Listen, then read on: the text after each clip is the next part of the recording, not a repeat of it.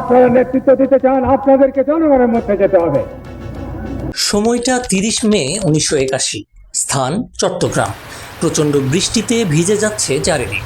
কর্মব্যস্ত দিন শেষে চট্টগ্রাম সার্কিট হাউজে ঘুমিয়ে আছেন প্রেসিডেন্ট জিয়াউর রহমান। ঘড়ির কাঁটায় তখন রাত 1টা। প্রেসিডেন্ট কি আর জানতেন তাকে হত্যার জন্য প্রস্তুত হচ্ছেন একদল আর্মি অফিসার। কালুরঘাট ব্রিজের সামনে এসে থামল গাড়িবহর।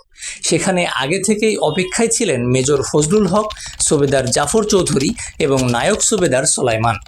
গাড়ি থেকে নেমে সঙ্গে নিয়ে আসা 3টি হ্যান্ড লাঞ্চার, 11টি এসএমজি এবং 3টি গ্রেনেড ফায়ারিং রাইফেল প্রস্তুত করে ফেললেন সেনা অফিসাররা। ততক্ষণে বৃষ্টিতে তলিয়ে গেছে রাস্তাঘাট।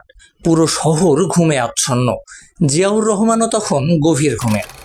প্রস্তুতি সমাপ্ত হবার পর শেষবারের মতো সবাইকে ব্রিফ করলেন কর্নেল মাহবুব।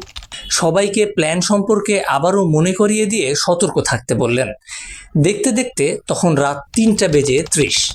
3টি পিকআপে উঠে বসলেন মোট 16 জন সেনা অফিসার। গাড়ি এগিয়ে চলল সার্কিট হাউজের দিকে। 3টি পিকআপের দায়িত্ব দেওয়া হয়েছে 3টি গ্রুপকে।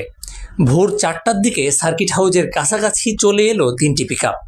সার্কিট হাউজের বাইরের গেট তখন বন্ধ, জানালাগুলো অন্ধকারে ঢেকে আছে। এই অবস্থাতেই 2টি পিকআপ গেটে ধাক্কা দিয়ে ভেতরে প্রবেশ করলো।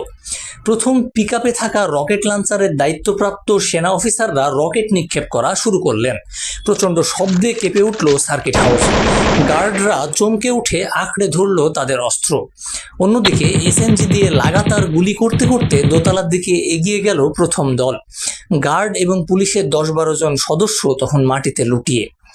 দ্বিতীয় দলটিও গুলি ছুটতে লাগলো, আর তৃতীয় দল পাহারা দিচ্ছে রাস্তায়।